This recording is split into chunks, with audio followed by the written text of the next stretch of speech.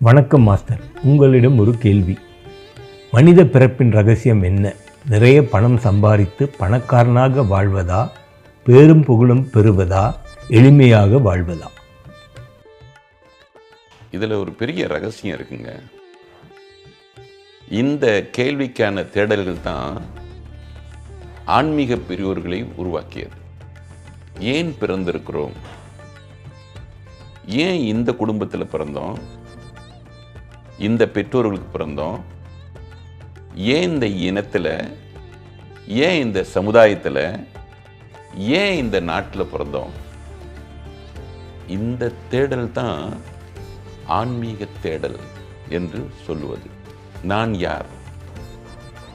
நான் ஏன் பிறந்தேன்? இப்போ எந்த குடும்பத்தில் பிறந்திருக்கிறீங்களோ இல்லாமை இருக்கின்ற விஷயங்களை நாம் தேடுவோம் இல்லையா? இப்ப நான் தோட்டப்புறத்தில் பிறந்தேன். அங்க இருக்கின்ற அந்த மேலாளர் வீடு இருக்குல்ல, கிராணி வீடு இருக்குல்ல, அதை பார்த்து நான் அதிசயித்தேன். பிறகு பூச்சோங்கல தானஹராம், ரூமஹராம், தானஹராம்ல ரூமஹராம் கட்டும்போது அந்த கிராணியோடைய வீட்டை நினைச்சுக்கிட்டே கட்டினேன். அந்த ஸ்டைல தான் கட்டினேன். அப்போ என்னுடைய செயல்பாட்டுக்கு பின்னால் என்னுடைய வளர்ப்பு இருக்கிறது, அந்த சுற்றுப்புற சூழல் இருக்கிறது. இப்போ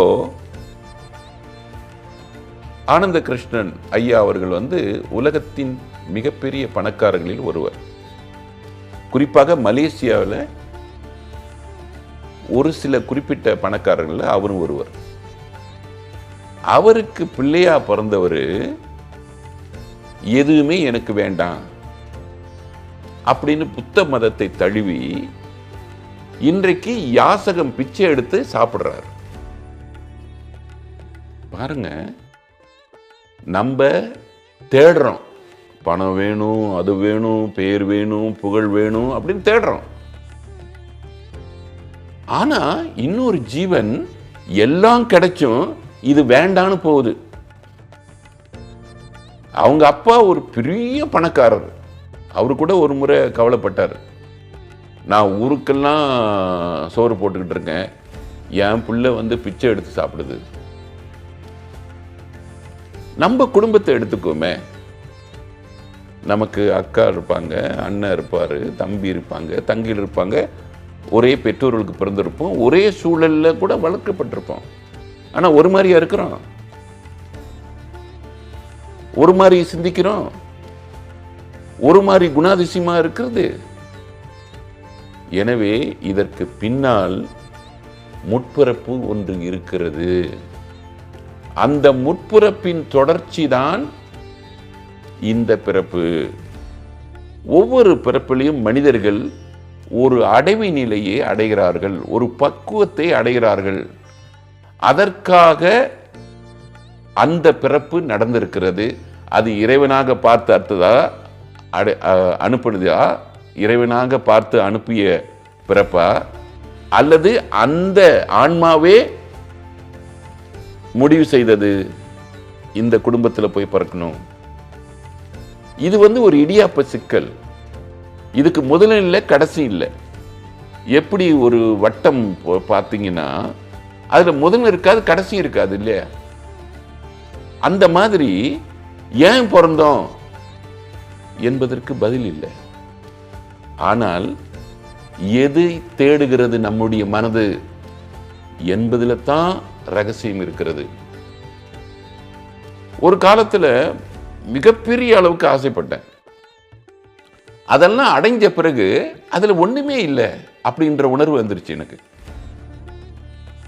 பேரும் புகழும் கிடைச்சது, இதுல ஒண்ணுமே இல்லை. அந்த பக்குவ நிலையை அடைந்த பிறகுதான் அடுத்த கதவு, அடுத்த பிறப்பு ஒன்று நடைபெறுகிறது. எனவே ஏன் பிறந்தோம்? உங்க மனசு என்ன சொல்லுது, எதை தேடுதுன்னு பாருங்க. சில பேர் பணம் பணம் பணம் பணம் பணம் நிற்பாங்க. சில பேர் பேரும் புகழும் நல்ல பேர் கொடுக்கணும்னு நிற்பாங்க. சில பேர் செக்ஸ்னே தேடிக்கிட்டு இருப்பாங்க. சில பேர் சாப்பாடு வேணும், அங்க ருசியா இருக்குது இங்க ருசியா இருக்குன்னு சொல்லிட்டு தேடிக்கிட்டு இருப்பாங்க. உங்க மனசு என்ன சொல்லுதுன்னு கேளுங்க. அது நிறைவு அடையாத வரை அடுத்த கட்டத்துக்கு நீங்க போக முடியாது. உங்ககிட்ட ஒரு பெரிய மகான் சொல்லியிருக்கிறாரு, உங்ககிட்ட ஒரு லட்டை கொடுக்குறேன்னு வச்சுக்கோமே, ஐயோ ஐயா கொடுத்தாங்க, மகான்